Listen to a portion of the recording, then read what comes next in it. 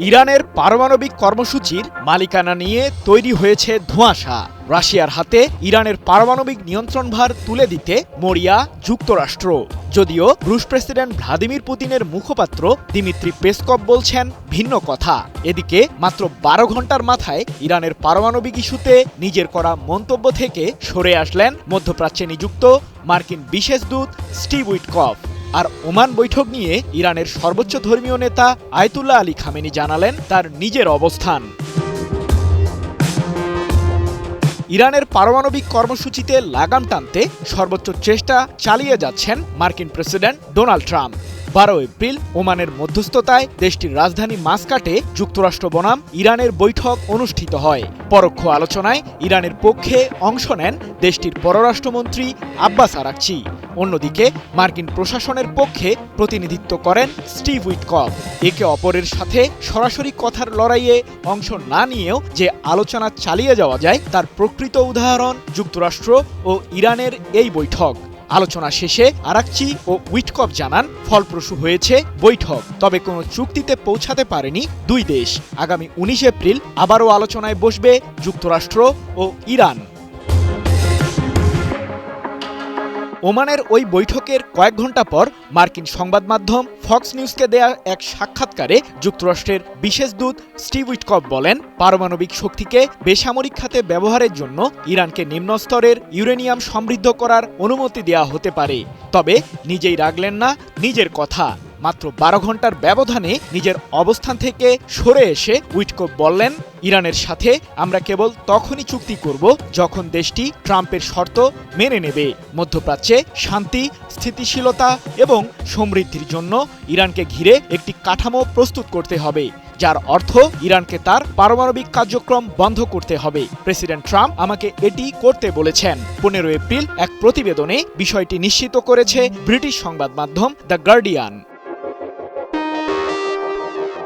এর আগে ইরানকে হুঁশিয়ারি দিয়ে মার্কিন প্রেসিডেন্ট ট্রাম্প বলেন, পারমাণবিক ইস্যুতে যুক্তরাষ্ট্রের সাথে সমঝোতায় না বসলে ইরান জুড়ে ভয়াবহ সামরিক হামলা চালাবে ওয়াশিংটন। আর এক্ষেত্রে প্রধান ভূমিকা পালন করবে ইসরায়েলের প্রধানমন্ত্রী বেনিয়ামিন নেতানিয়াহু। ট্রাম্পের এমন মন্তব্যের পরই খামেনির জ্যেষ্ঠ সামরিক উপদেষ্টা আলী শামখানি বলেন, আমাদের প্রতি এই ধরনের চাপ প্রয়োগ করলে আন্তর্জাতিক আণবিক শক্তি সংস্থা IAEA এর পরিদর্শকদের বহিষ্কার করা সহ সংস্থাটিকে সব ধরনের সহযোগিতা দেয়া বন্ধ করবে ইরান। এমনকি পারমাণবিক কর্মসূচি অন্যত্র সরিয়ে নেওয়ার বিষয়টিও বিবেচনায় নেবে তেহরান। যুক্তরাষ্ট্র মূলত ইরানের সাথে পারমাণবিক চুক্তির মাধ্যমে দেশটির এই কার্যক্রম রাশিয়ার হাতে অর্পণ করতে চায়। রুশ প্রেসিডেন্ট পুতিনের কার্যালয় ক্রেমলিনের মুখপাত্র দিমিত্রি পেসকভকে এ প্রসঙ্গে ব্রিটিশ বার্তা সংস্থা রয়টার্স প্রশ্ন করলে তিনি বলেন, আমি এই প্রশ্নের কোনো মন্তব্য করতে রাজি নই। ১৫ এপ্রিল এক প্রতিবেদনে বিষয়টি নিশ্চিত করেছে রয়টার্স। চলতি বছরের জানুয়ারিতে রাশিয়া সফরে যান ইরানের প্রেসিডেন্ট মাসুদ পেজেশকিয়ান। এ সময় তিনি রুশ প্রেসিডেন্ট পুতিনের সাথে কৌশলগত বিভিন্ন চুক্তি করেন, যার মধ্যে পারমাণবিক কার্যক্রমের বিষয়টিও রয়েছে। ইরানের পারমাণবিক ইস্যু নিয়ে এক মন্তব্যে সম্প্রতি রাশিয়া জানায়, শান্তিপূর্ণ পারমাণবিক শক্তি ব্যবহারের অধিকার আছে তেহরানের। ইরানের বিরুদ্ধে মার্কিন প্রশাসনের সামরিক অভিযান সম্পূর্ণ অবৈধ ও অগ্রহণযোগ্য হবে। টানা সপ্তমবারের মতো বেস্ট টিস্যু পেপার ব্র্যান্ড হিসেবে স্বীকৃতি পেয়েছে বসুন্ধরা টিস্যু। এদিকে ওমানে অনুষ্ঠিত বৈঠক প্রসঙ্গে মন্তব্য করেছেন ইরানের সর্বোচ্চ ধর্মীয় নেতা খামেনি। তেহরানে অনুষ্ঠিত দেশটির জ্যেষ্ঠ কর্মকর্তাদের সাথে এক বৈঠকে আয়াতুল্লাহ আলী খামেনি বলেন, ওমানে যুক্তরাষ্ট্রের সাথে অনুষ্ঠিত আলোচনার ব্যাপারে আশাবাদী কিংবা হতাশ নই আমরা। তবে ইরানের সমস্যা সমাধানে ওমানের ওই আলোচনার ফলাফলের ওপর নির্ভরশীল নয় তেহরান। পারমাণবিক শক্তি ব্যবহার করে ইরান বোমা তৈরি করছে এমন অভিযোগ যুক্তরাষ্ট্রসহ পশ্চিমাদের।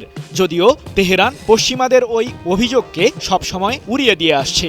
ইরানের দাবি, তাদের পারমাণবিক কার্যক্রম কেবলই বেসামরিক কাজে ব্যবহার করা হচ্ছে।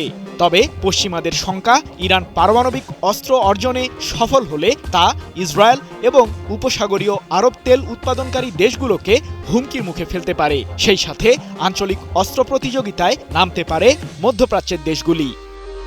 সৃজন মাহমুদ, নিউজ 24।